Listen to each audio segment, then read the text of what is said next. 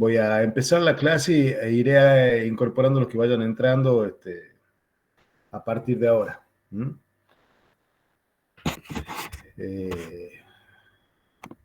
Ya saben que les voy a pasar el otro link a las 16:55.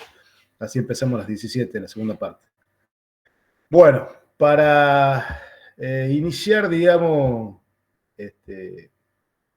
la clase, les quiero adelantar, más que nada, que voy a dar la bolilla número 13, no la 12. Hoy correspondería que demos feminismo, pero eso lo va a dar Marcelo en la próxima clase.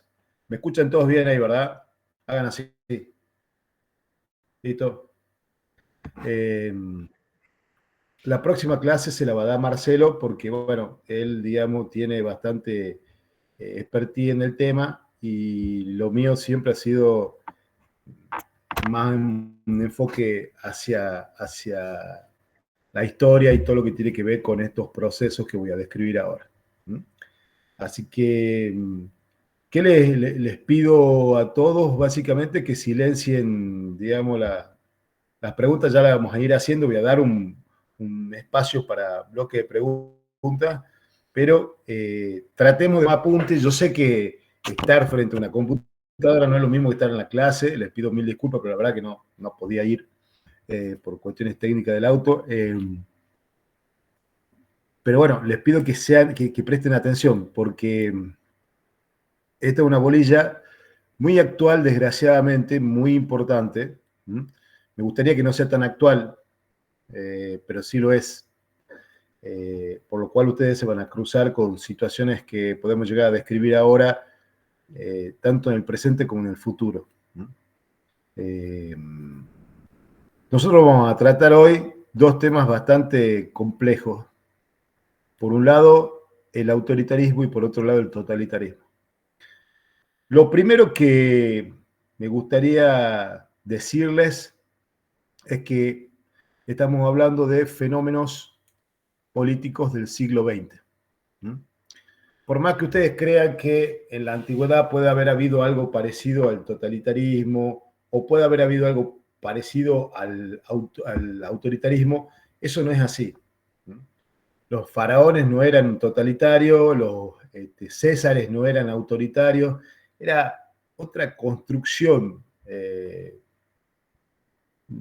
política, otra dinámica de poder, la que se expresaba antes del siglo XX, y por eso estos fenómenos políticos son caracterizados como propios del siglo XX. Autoritarismo y totalitarismo, por lo general o muchas veces, existe la tentación de confundirlos, o el equívoco, tal vez no la tentación.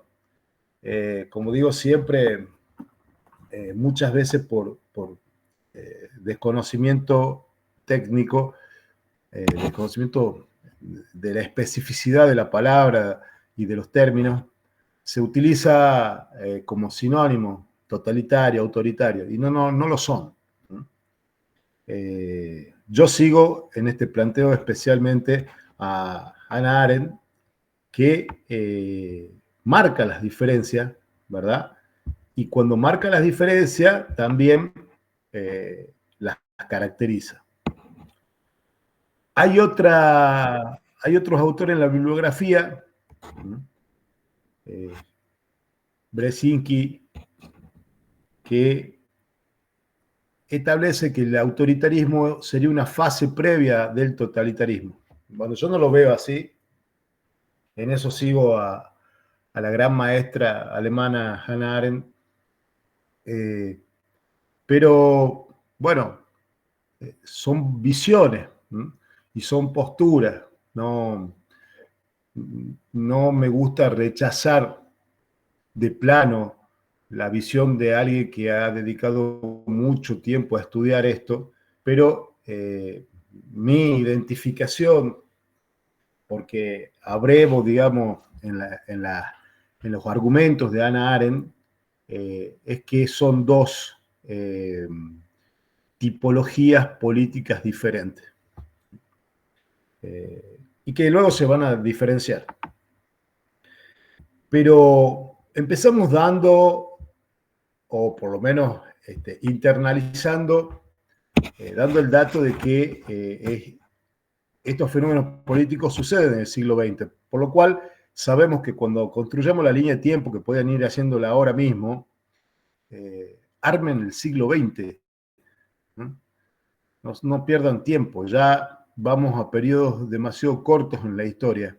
¿Se acuerdan que antes navegábamos por largos periodos de tiempo, que a veces llevaban 4 siglos, hasta 10 siglos la Edad Media, por más que la fraccionáramos en baja y alta Edad Media? Ahora estamos en periodos de tiempo con procesos políticos mucho más acelerados, entonces periodos de tiempo mucho más cortos. Por eso les digo, armen la línea de tiempo solamente en el siglo XX. Bien, ¿qué es lo que va a pasar en el siglo XX? Hay dos cosas que hay que atender. Una es el pensamiento mitológico. Y ustedes me van a decir, ¿qué? Sí, sí. Existen mitos políticos en el siglo XX. Existen mitos políticos que se van desarrollando a partir del inicio del siglo XX, que se desarrollan en Europa, tanto en Inglaterra como en Francia, como en Alemania. Algunos con un poco más de raigambre, si le queremos llamar, como por ejemplo el antisemitismo. El antisemitismo es un mito, mejor dicho, proviene de una visión mitológica sobre el judaísmo, muy difundida en Europa, sobre todo después de que el catolicismo toma importancia y se constituye en la religión oficial del Imperio Romano. La historia que se cuenta de Cristo en algún momento señala como que a Cristo lo habrían matado los judíos, obviando claramente que Cristo, los apóstoles, María, José, eran todos judíos. Pero bueno, esa, si se quiere decir, descripción primitiva de la religión, esa toma de postura frente al otro, en definitiva, va generando un caldo de cultivo en el cual el judío empieza a ser visto como algo malo. Incluso en la Edad Media eso va a incrementarse mucho más aún en Europa. Y esto va a suceder en España, va a suceder en Inglaterra, en Francia, en Alemania, en Italia, con mayor o menor intensidad. Entonces existía ese caldo de cultivo, existía un mito sobre el judío que era malo. No sé si conocen ustedes el mito del judío errante. ¿Alguien lo sabe? Como para que levante la mano y me lo diga. ¿Saben qué era el judío errante? Es un mito que señala a alguien que había visto la crucifixión de Cristo con desdén, o sea, ni con enojo ni con pena, simplemente como quien ve llover.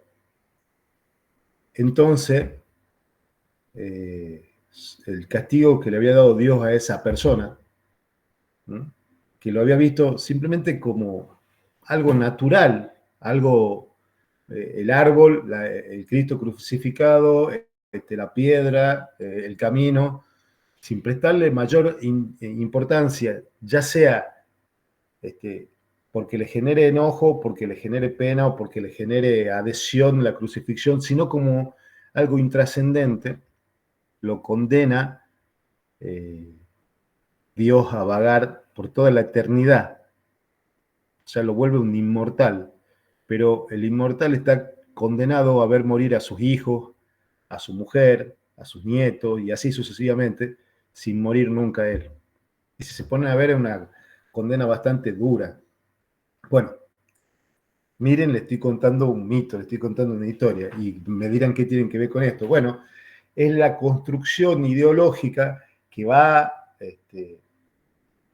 perforando la mentalidad del europeo durante 20 siglos, ¿no? O 15 siglos. ¿No? Y eso es aprovechado luego por ideologías como lo es el nazismo, eh, que va a constituir a la religión judía como el enemigo del pueblo alemán. Y genera un mito político. Y se fundamenta la existencia del nazismo en combatir a ese enemigo claro, histórico, perverso, que es el judío. Entonces ya sabemos que estamos en Europa, sabemos que estamos en el siglo XX, sabemos que existen mitos fundantes de ciertas ideologías y que hay una ideología que es el nacionalsocialismo alemán, que, cuya sintetización es, digamos, eh, es la utilización de la palabra nazismo. El nazismo es la contracción de nacionalsocialismo alemán. ¿No? Eh, perfecto. Pero hay más movimientos que van a adherir a estas tipologías, tanto el autoritarismo como el totalitarismo. Y ahí aparece otra figura. Aparece un tal Mussolini en Italia. Y ya veremos por qué, cuáles son las circunstancias históricas, pero aparece Mussolini fundando el Partido Fascista Italiano. Y también allá en Rusia empieza una revolución, que va a ser una revolución socialista, que empieza como una clara oposición a la guerra por parte de sectores, algunos democráticos, moderados, otros socialistas, pero no revolucionarios, pero que aún enfrentan la decisión del zar. Acuérdense que en Rusia la monarquía, el monarca era un zar, ¿no? La monarquía estaba expresada o corporizada en el zar. Bien, ese enojo con el zar por participar en la Primera Guerra Mundial, siendo que Rusia era un país que estaba con muchos problemas económicos, con una hambruna importante, sin desarrollo verdaderamente industrial, se enfrenta también a las ideas de los socialistas revolucionarios encarnados en Lenin, que aprovechan esta circunstancia para poner en duda la autoridad del zar. Bueno, ahí aparece otro elemento y me dice, che, pero ¿por qué me estás hablando de Lenin y del socialismo revolucionario? Porque ese socialismo revolucionario de Lenin, luego, a la muerte de Lenin, cuando asume el control del partido eh, y del gobierno, porque ya van a ver una cuestión ahí que le acabo de señalar, pero spoiler, partido y gobierno, tanto en el autoritarismo como en el totalitarismo son figuras importantes. Bueno, a la muerte de Lenin asume el poder Stalin, que también va a ser protagonista de un esquema totalitario, pero de izquierda. Nacionalsocialismo alemán sería el totalitarismo de derecha, utilizando esas viejas clasificaciones, esas viejas categorías de izquierda y derecha, y el estalinismo soviético será el totalitarismo de izquierda. Perfecto. Entonces ya nos situamos con tres protagonistas. Le vamos sumando cosas a esta construcción de la clase.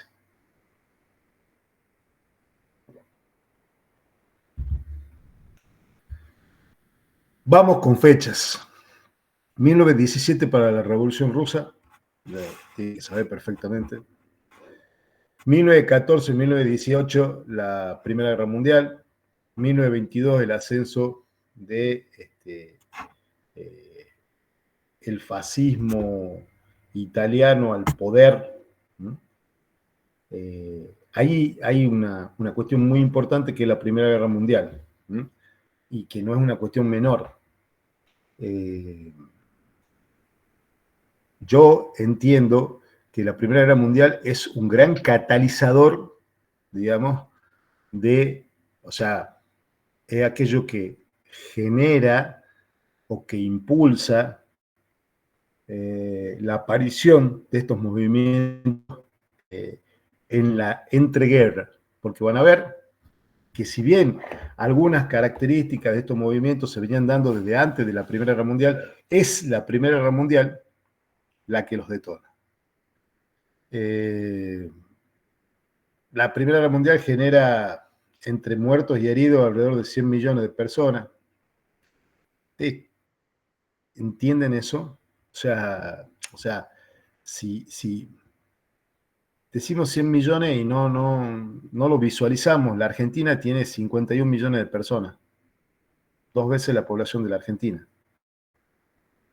O sea, para 100 millones tendríamos que juntarnos Argentina, Brasil, no, perdón, Argentina, Uruguay, Paraguay, Chile, Perú, Brasil no, porque es un monstruo. Pero imaginen todos esos países todavía no llegan a 100 millones de personas.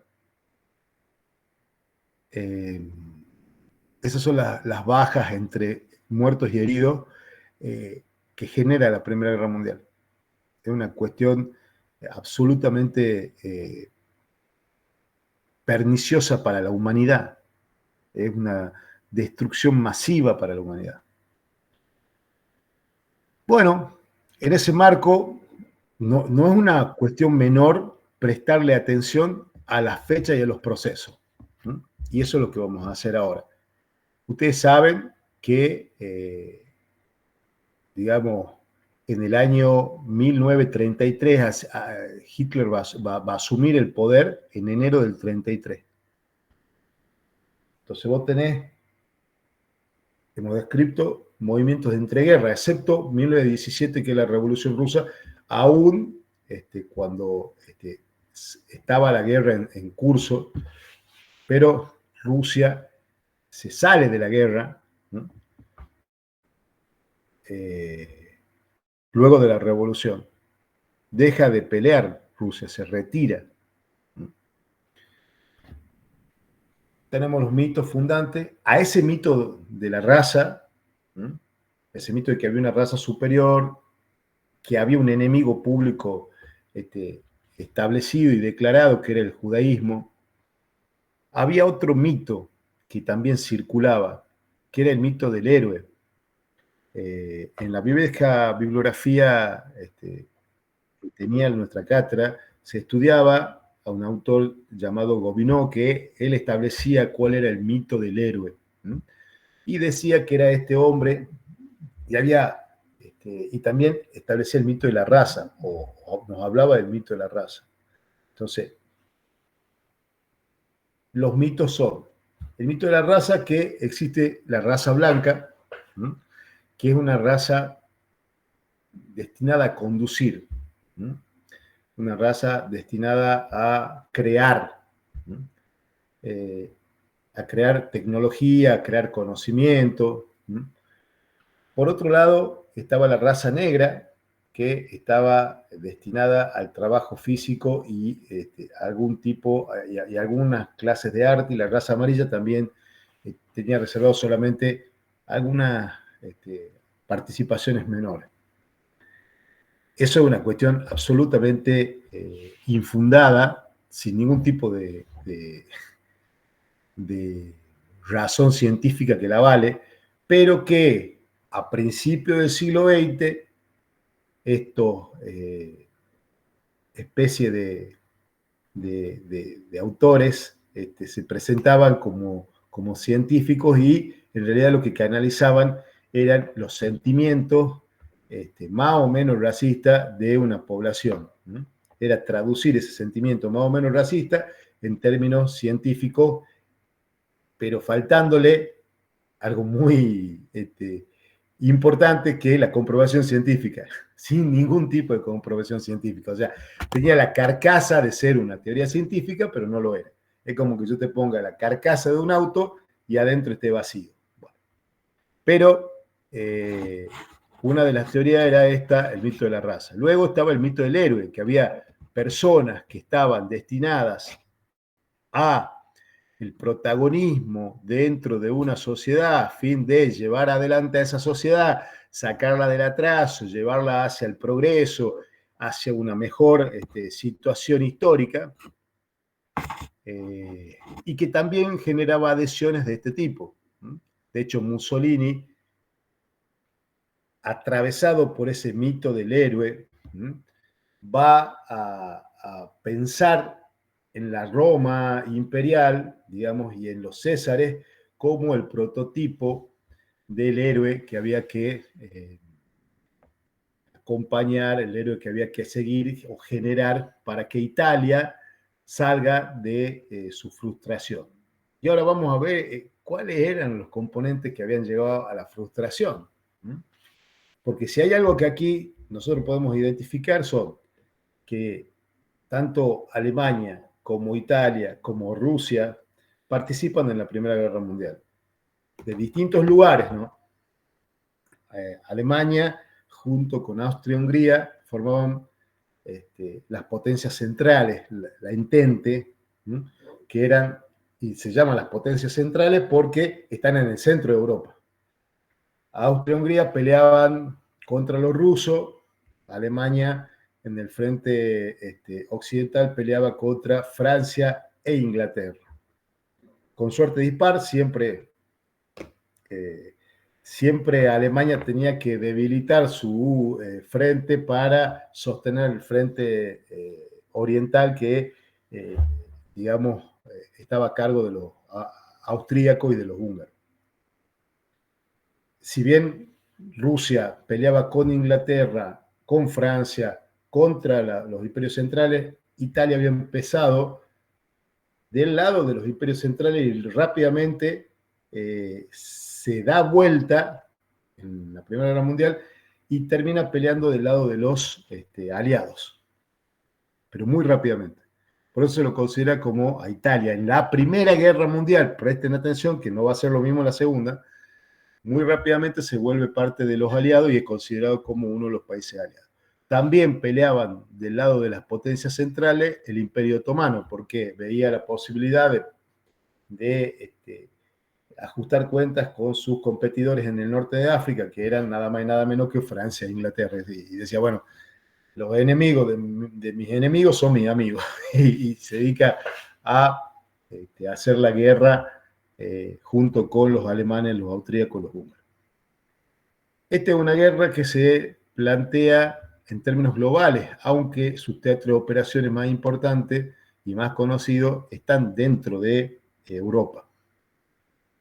Esta es una guerra que cambia la fisonomía de lo que era la guerra napoleónica que hasta ese momento se daba, que era la guerra de movilización de grandes ejércitos, como había sucedido a mediados y finales del siglo XIX entre las guerras franco-prusianas, que si googlean guerra franco-prusiana van a ver ejércitos de caballería, infantería, enormes ejércitos que se desplegaban en un campo de batalla, después de un duelo de artillería, cargaba la caballería y la infantería iba a dirimir al final en el medio el combate, como para sintetizar. Bien, ese tipo de guerra desaparece. Desaparece y aparece un nuevo tipo de guerra. Una guerra caracterizada por la gran potencia de fuego por un lado, digamos, estoy hablando de ambos bandos, ¿no? O sea, piezas de artillería que ya no eran los cañones que se llevaban arrastrando con caballos y se los disponían en el campo de batalla y se disparaban, ¿no? Estas eran piezas de artillería mucho más potentes, mucho más grandes, con mucho mayor alcance. y la aparición de algo que se vuelve el terror de las trincheras, que son las ametralladoras. Las ametralladoras habían aparecido ya en la guerra civil norteamericana, las primeras más rudimentarias, pero luego de que los alemanes perfeccionaran esa arma y los ingleses, por otro lado, y los franceses hicieron lo mismo, se convierte en un elemento formidable para asesinar personas, ¿sí? Porque barría con una gran capacidad de fuego el frente, matando desgraciadamente a los soldados. Y aparece otro tipo de guerra, que ya no era la guerra de alta movilidad, sino la guerra de trinchera. Entonces, había una trinchera, una tierra de nadie entre trinchera y trinchera, estaba la trinchera alemana y allá a 100 metros la trinchera inglesa o francesa. Entonces, el desafío era tomar la trinchera enemiga. Eso se hacía, y les cuento esto, parece aburrido, pero en definitiva tiene que ver con lo que después se va a explicar. Eso se hacía a la carga, corriendo, y no era un campo consolidado, por lo general en lugares barrosos, donde se caían con alambres de púa que se ponían para defensa. Entonces, en medio de todos esos obstáculos, correr a tomar la otra trinchera y que del otro lado empiecen a disparar las ametralladoras, digamos, con un ángulo de 30 grados dispuestas, que barrían prácticamente a todo el que iba a cargar contra esa trinchera, generaba gran mortandad. Luego, del otro lado pasaba lo mismo. Cuando cargaban los ingleses, le esperaba lo mismo por parte de los alemanes. Más la gran cantidad de artillería que estaba dispuesta, más la aparición de el gas mostaza, como un elemento utilizado en la guerra, más la aparición del avión como también un elemento de observación y luego de guerra abierta, tanto de bombardeo como de caza. La guerra había cambiado y se había vuelto el campo de batalla algo que no se movía, donde el frente no se movía, donde era muy difícil que uno prevalezca sobre el otro. Cuando se movía era a costo de cientos de miles de personas muertas, y eso va, porque imagínense, vivir en una trinchera en verano ya es muy incómodo, es muy feo, vivir en una trinchera en invierno con nieve, sin comida, es algo muy, digamos, difícil de sobrellevar, y la gente moría de frío, además de por las balas, moría de desnutrición, además de por los bombardeos. Entonces, la persona que vivía en esa trinchera estaba absolutamente afectada desde el punto de vista psicológico. De hecho, la histeria masculina, la histeria estaba antes solamente diagnosticada en las mujeres. Y luego, con la Primera Guerra Mundial, se diagnostica, aparece, se establece que existía también histeria masculina por el miedo que había generado esta orden de avanzar contra una pared de fuego. Les cuento. Cuando avanzaban los soldados, unos metros atrás de los soldados iba su sargento, su capitán, y ese sargento capitán iba solo armado con un revólver, porque si alguno se daba vuelta, alguno de los soldados propios se daba vuelta para escaparse, él los mataba. O sea, morían por la bala de los enemigos, por la bala del sargento que venía atrás. Entonces, era una situación que afectaba tremendamente desde el punto de vista psicológico de una persona. Imagínense que esa guerra duró 4 años. Ese esquema de guerra de trinchera duró 4 años. Hay gente que empezó la Primera Guerra Mundial y la terminó. Por ejemplo, uno de los muchachos que vamos a estudiar hoy, un tal Adolf Hitler. Adolf Hitler fue un cabo en la Primera Guerra Mundial. Después del soldado viene el cabo primero, el sargento, y así hasta que llega a los oficiales. Esto era un suboficial del más bajo rango, ¿no? Están los oficiales, los suboficiales, y este era un suboficial del más bajo rango. Este hombre vive las trincheras, vive la guerra vive la perversidad de esa guerra, y luego, cuando vuelve del frente a su casa, le pasa lo mismo que a cientos de miles de alemanes, que era, no tenían qué hacer, no tenían de qué vivir, los propios alemanes no lo reconocían como héroes, se habían olvidado de sus soldados, y además la paz que había tenido que firmar Alemania, la capitulación, digamos, la rendición que había tenido que firmar Alemania después de la entrada de Estados Unidos en la guerra en 1917, donde ya se va a producir un desbalanceo muy fuerte entre las potencias centrales y los aliados. Estados Unidos no había entrado en la guerra porque estaba ahí con unos problemitas con la Revolución Mexicana, que Pancho Villa cada tanto entraba al sur de los Estados Unidos. Pero bueno, una vez que se termina la Revolución Mexicana,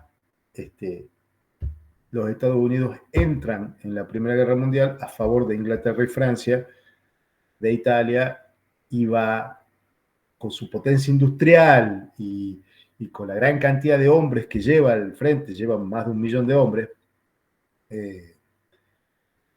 va a ver el equilibrio que había en el frente.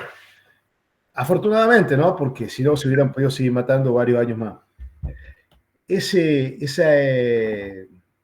Esa rendición para Alemania no fue nada, acabo de tirar todo el café, por esto estoy limpiando, no fue nada honrosa, todo lo contrario. Fue una rendición humillante, ¿no?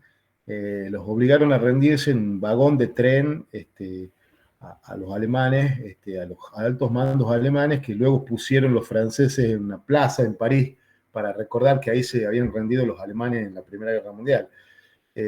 Además de eso, parte de los lugares donde había mineral de carbón, o sea, ha visto que el carbón, usted tiene el carbón vegetal y el carbón mineral, ese que se extrae de las minas, como Río Turbio, donde hay mineral de carbón, que es un combustible bastante buscado, y en esa época más todavía.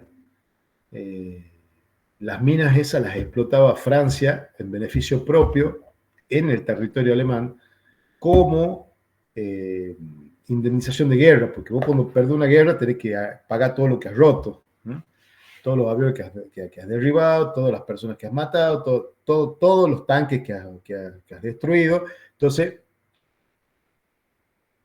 eso se paga. Entonces, Alemania tiene que pagarlo de esta manera. Además, tiene una deuda, quedó con una deuda de guerra muy importante, por lo cual le generó una gran crisis económica a Alemania, de la cual no podían salir.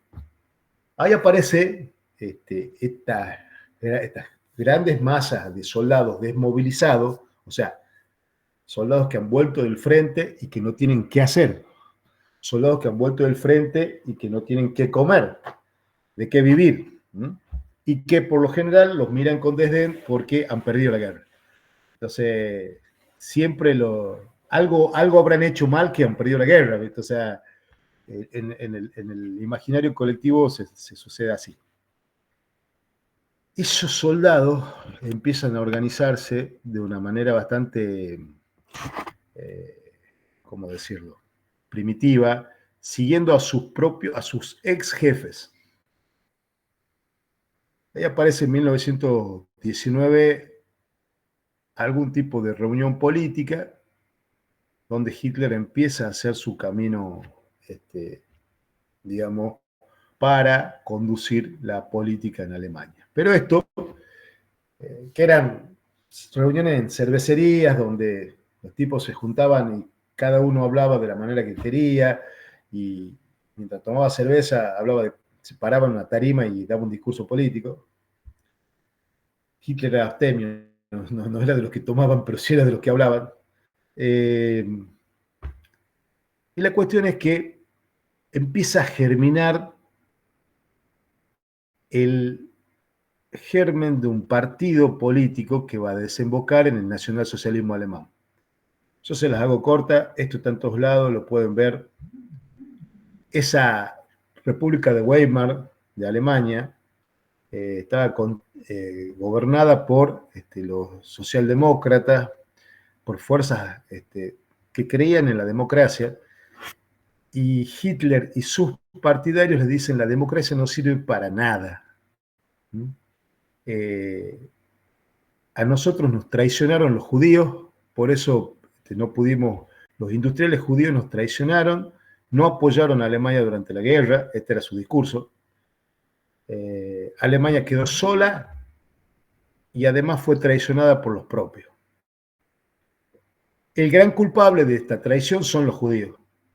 El gran culpable de que vos tengas hambre hoy son los judíos, el gran culpable de que vos estés pagando la deuda externa que generó la guerra son los judíos.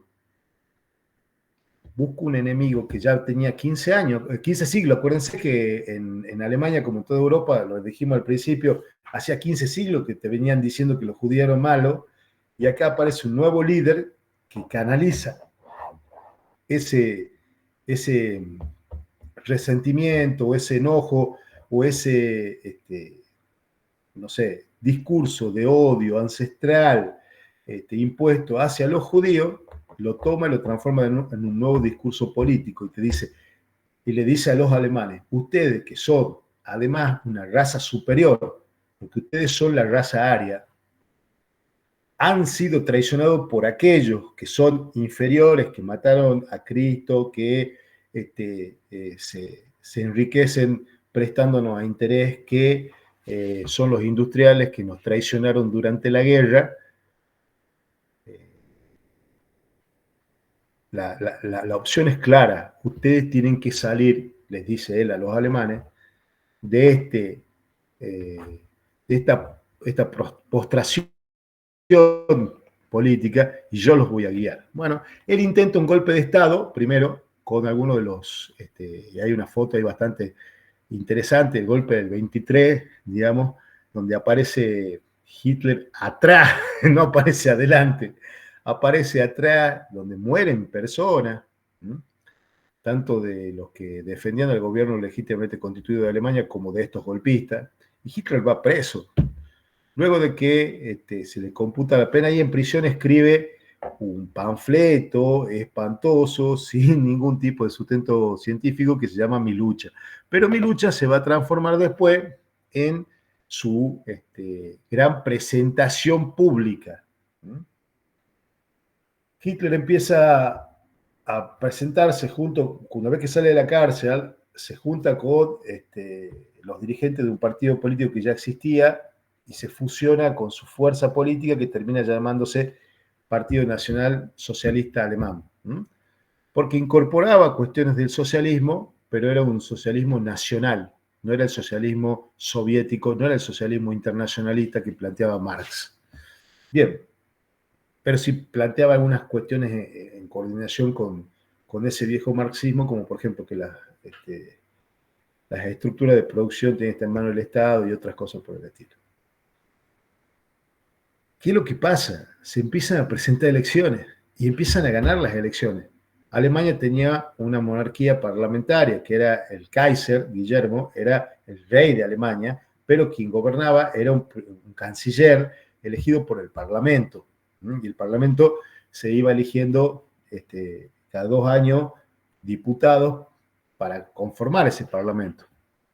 Llega un momento en que Hitler tiene mayoría en el Parlamento y el Kaiser Guillermo, que ya lo veía venir a Hitler, le dice, capaz que sí, lo nombro canciller, la persecución que pueden llegar a generar, o por lo menos los efectos negativos que pueden llegar a generar, se vuelven, se lo contiene ahí. Y no, en realidad, cuando lo nombran a Hitler canciller, se despliega toda la maquinaria nazi, persiguiendo primero a los opositores, luego a los homosexuales, a los gitanos y a los judíos. Esto es en simultáneo, ¿no? No es primero uno, es en simultáneo. Así salen a cazar a todo lo que ellos creían que no deberían existir. La persecución a los judíos empieza antes de la Segunda Guerra Mundial. empieza con La noche de los cristales rotos, donde a los judíos empiezan a quitarles derechos, por ejemplo, derecho a comerciar, derecho a poder tener propiedades, y le quitan la ciudadanía, y luego progresivamente empieza la persecución de quitarle sus propiedades. Ojo, que acá también había una cuestión de enriquecimiento ilícito, ¿no? ¿Cómo era el enriquecimiento ilícito? Y muy sencillo, digamos, se apropiaban de... Perdón, no sé qué toqué. ¿Ahí está bien? Se apropiaban de todos los bienes de estas personas que ellos perseguían injustamente, ilegalmente. Pero han ido cambiando las leyes, habían dictado nuevas leyes en Nuremberg, las conocidas leyes de Nuremberg de pureza racial, donde se impedía a los judíos ejercitar cualquier tipo de negocio lícito. Perfecto. Esto ya es un poquito de historia. Vamos a la clasificación, porque ya se nos va. En 10 minutos tengo que cambiar de Meet y no quiero que dejemos de pasar esto. Ya han visto cómo Hitler, dentro del esquema democrático, va ganando elecciones hasta que llega a ser nombrado canciller y desde el poder empieza a generar un régimen que va a aborrecer a la democracia.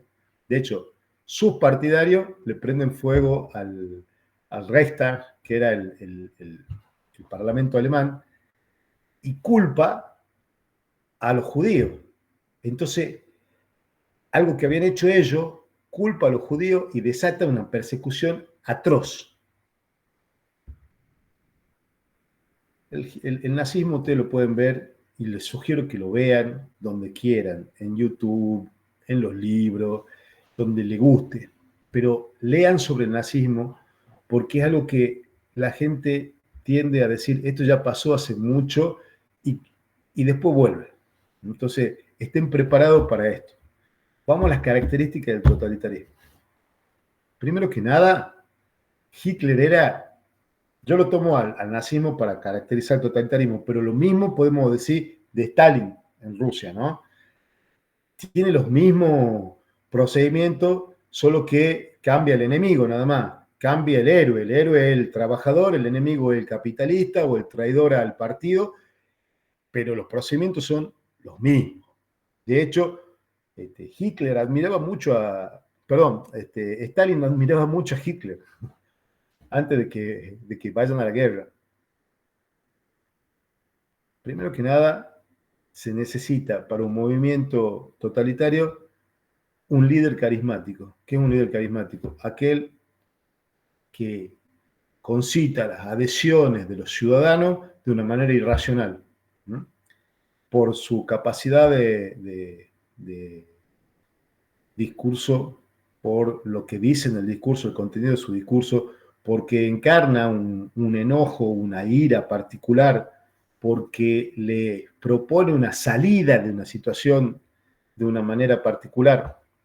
Pero un líder carismático no se construye. Un líder carismático es alguien que se proyecta sobre la sociedad con su propia impronta y que logra que esa sociedad a la que se dirige este líder carismático adhiera a su jefatura, digamos, adhiera a su mandato y lo hace de una manera irracional. Acá no hay discusiones, no hay pensamientos, no hay argumentaciones. Los judíos son culpables porque sí. ¿Había alguna prueba? No, pero eran culpables. ¿Me entienden? Los alemanes somos una raza superior porque sí. ¿Hay alguna prueba? No. En eso van a trabajar mucho los alemanes, buscar pruebas de que eran una raza superior. Crean incluso una agencia que se llamaba la Achnewerbe, que fue por todo el mundo buscando pruebas de que existía una raza aria y que era superior al resto. Nunca consiguieron encontrar ninguna prueba. Hay 5 años en el Tíbet, 10 años en el Tíbet, no me acuerdo, una película que se llamaba así, que actuaba este muchacho lindo, que no me acuerdo, uno de estos actores muy facheros, Es Brad Pitt, creo. Sí, Brad Pitt, ese, bien, gracias, Sol. Brad Pitt, que lo muestran como un arqueólogo, bonito. No, no, no, no, este era un nazi, enviado por Hitler a tratar de, en la vida real, ¿no? A tratar de justificar la supremacía de la raza aria. También anduvieron por Bolivia, también anduvieron por Suecia, por la India. De hecho, de la India se traen la cruz esvástica. La cruz esvástica es un símbolo hindú, pero es un símbolo de bien en la cultura hindú, y acá lo transforman en un símbolo propio de los nazis, que hoy por hoy, si alguien te ve con una esvástica, te va a decir que sos un nazi de mierda, y no que sos un hindú que se está por casar. Yo conocí a un hindú en New York que me muestra su traje de casamiento, su foto de casamiento, y tenía una estola así, digamos, como que sobre el traje, toda con cruces de bati, que yo lo miraba y le decía, che, explícame esto. Y él ahí me cuenta esta historia, y bueno, yo también aprendí, y me deburré un poco con respecto a la cruz bástica. Bueno, ahora, volviendo, ellos buscaron justificarlo científicamente, nunca lo lograron. De hecho, en la Olimpiadas de Múnich, tanto corredores negros como boxeadores negros derrotaron frente a Hitler. Este, y la verdad es que se le cayó la mascarada delante de todo el mundo, pero bueno, como todo aquel que irracionalmente plantea algo, nunca se habló de eso. Tienen un líder totalitario, un líder que se dirige directamente a sus fieles, no hay intermediario, no hay yo bajo la escalera para llegar al que está abajo y me eligió. Mi círculo más íntimo, después viene una estructura piramidal de distribución del poder. No. Aquí es lineal, del individual al líder totalitario. Y como es un movimiento de masa, y esa es la segunda característica, que son movimientos de masa, los regímenes totalitarios, no puede haber régimen totalitario sin movimiento de masa. ¿Qué es un movimiento de masa? Es un partido que está en constante movilización. Es un partido donde la persona adhiere absolutamente a el discurso que el partido plantea.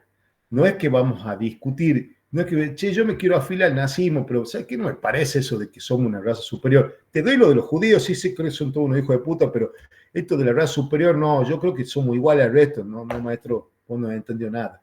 Aquí, o vos estás de acuerdo con todo, o correte, desaparece del frente, o sea, es adhesión absoluta, adhesión a lo que dice el líder, adhesión a la figura del líder. Y la identificación es entre esa persona y el líder, no entre los que están al lado, que son compañeros de militancia política, no con algún otro jefe intermedio, no, no, no. Ellos existen por el líder autoritario. Hay un libro muy, muy bueno que se llama 1984, un clásico de la literatura, de ciencia ficción, que habla casualmente del totalitarismo, que se lo recomiendo ampliamente. Entonces ya tenemos dos características: líder totalitario, movimiento de masa, mito fundante de la tercera. Ya lo expliqué. Ya expliqué cuáles son los mitos fundantes del totalitarismo alemán. El mito de la raza. También hay algo del mito del héroe, pero sobre todo el mito de la raza. ¿Qué más caracteriza a ese totalitarismo alemán? Su despliegue tecnológico. Hitler va a hacer gala de la ciencia, del aprovechamiento de la ciencia y de la tecnología. ¿Cómo? A partir de la utilización y de mostrar que se utilizaba esa ciencia a través de la comunicación política. Ellos son los que empiezan con esto de la comunicación política a gran escala. Por ejemplo, utilizan todos los medios de comunicación de ese momento, que eran el cine, porque uno iba al cine todos los días, iban al cine a ver el noticiario en el cine, la película, porque no había televisión. También utilizaban la radio. De hecho, cuando Hitler llega al poder, genera un programa para que todos puedan comprar su radio. Acuérdense que Alemania estaba fundida. Era un programa que se llamaba Radios para Todos, ¿no? Si Profe, nos queda, disculpe, soy Walter, eso se trataría del monopolio, podría decirse, de los medios de comunicación. eso viene después. Eso viene después. Primero, lo que generan es la posibilidad de que todo el mundo tenga algún aparato de comunicación masiva. ¿Mm?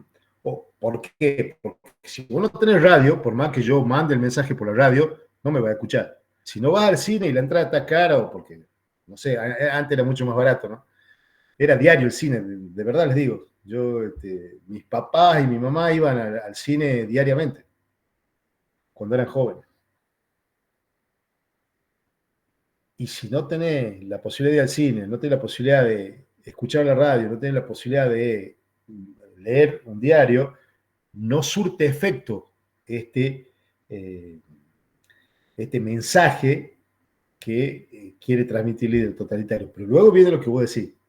Una vez que está la técnica al servicio del líder totalitario, no hay otra opinión. Todos los canales o todos los medios de comunicación, me refiero a canales como vías, ¿no? Todas las maneras de expresar un discurso están en manos del Estado. Y ahí se acabó la idea esta de que libertad de prensa. Vos decís libertad de prensa y el nazismo te pega un tiro. Listo, sí, pasa el que sigue. Y era así de brutal, ¿no? No había, ante la mínima discusión de algo, estaba la supresión del otro, o sea, el asesinato, el homicidio. Chicos, vamos a pasar, les voy a pasar ahora con el teléfono otro enlace y entran ahí, que es la siguiente parte, por favor. Bien, profe. Gracias, profe, ¿no? No, por favor.